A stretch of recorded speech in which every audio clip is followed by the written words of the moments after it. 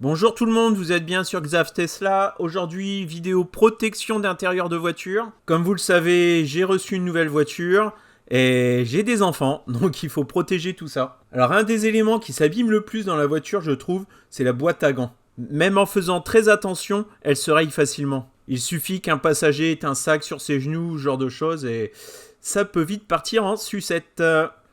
Alors, je préfère le dire tout de suite, au moment de la commande de mes protections, là, je me suis gouré de teintes. À la base, je voulais prendre vraiment de la même couleur que les éléments de la voiture. Et mon doigt a ripé. Et j'ai commandé la mauvaise chose. J'ai vérifié ma commande. C'est bien moi qui ai fait l'erreur. Donc bon, je vais pas porter réclamation et demander un échange. Ça fait style un peu carbone. Enfin, pas vraiment carbone, plutôt une sorte de toile tressée. Je sais pas trop comment dire. Dans mon autre SR+, c'est vraiment plus discret.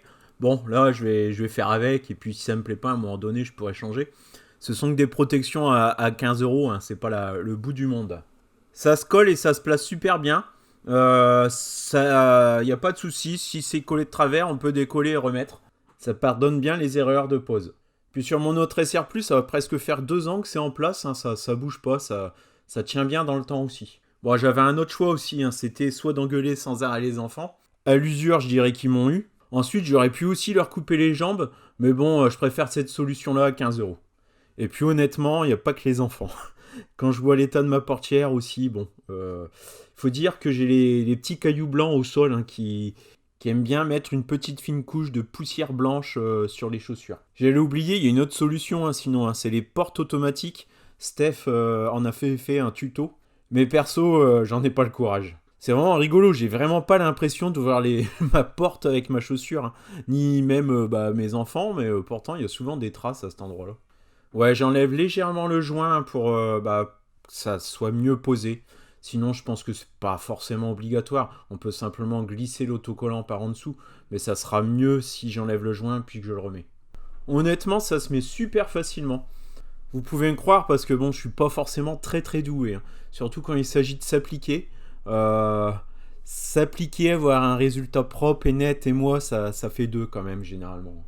Alors je voulais vraiment prendre normalement la teinte de la voiture, la même couleur que les plastiques, et je me dis que ça fait pas si moche après tout. Je sais pas, vous, qu'en pensez-vous?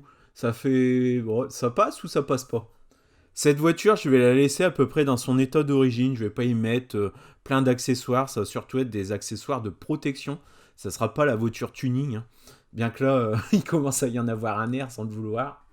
Mais les accessoires, on va dire un petit peu plus esthétiques, je les garde pour ma SR Plus blanche. Celle-ci, c'est la voiture familiale. Donc elle va rester à peu près dans son jus d'origine, sans superflu. Par contre, comme c'est celle qui va rouler le plus et qu'on va utiliser le plus, c'est celle que j'ai besoin de protéger un petit peu plus. Bienvenue dans la famille des petits cochons. Bon, les sièges, je vais remettre une protection également, je vous la montre juste après. Cette voiture, elle se nettoie plutôt bien quand même. Par contre, voilà, les chaussures, ça peut faire des micro-rayures à la longue. Donc c'est pour ça que je protège tout de suite. Je vous rappelle, la voiture n'a que 2 semaines, elle est déjà bien sale. Par contre, c'est vraiment pas mal, le kit que j'ai acheté, là, il y a vraiment de quoi protéger de nombreuses parties. Et là, c'est bien, là, sur le côté du siège arrière, je trouve ça bien foutu, ça se colle bien, encore une fois. Donc j'ai aussi retiré le joint, mais il se replace très facilement. Bon, maintenant que tout ça s'est mis et que c'est à peu près propre, j'en profite pour passer un coup de Karcher rapide sur mes tapis. Alors les tapis, ils ont presque 2 ans. C'est des tapis forme 3D. Je vous remettrai les liens aussi en description. Ils ont bien tenu jusqu'alors. Ils sont dans un état qui n'est pas neuf, mais qui est encore plus que correct par rapport à son taux d'utilisation. Comme je vous ai dit, je replace mes protections de siège arrière. Pareil, ça se place très facilement. Il se nettoie très facilement aussi. Donc simplement un coup avec la main et les poussières tombent. C'est assez magique comme matière. Je les ai utilisés un petit peu plus de 6 mois dans mon autre SR+. Elle avait 17 000 km. Donc bon, ils sont encore nickel. J'ai rien à redire. J'ai pas besoin d'en racheter. Je réutilise les anciens. Pareil, je vous remettrai le lien dans la description de la vidéo. Les sièges en eux-mêmes, je les protège pas parce que ils se nettoient très facilement. C'est une sorte de cuir. Bon, c'est pas du cuir, mais bon, ça se nettoie aussi bien que du cuir. Donc pas de housse pour les sièges. Pour l'instant, ils ont bien résisté aux enfants, il n'y a aucun souci. Et puis à un moment donné aussi, ces sièges, ils sont beaux. C'est serait dommage de les camoufler. En accrochant les protections de siège, donc par en dessous, vous avez vu, il y a des petits crochets qui permettent d'avoir une belle forme. J'ai vu qu'il y avait aussi les grilles à mettre sous les sièges. Il y a des petits espaces de ventilation. Et ça, si on y fait tomber quelque chose à l'intérieur, c'est impossible à rattraper.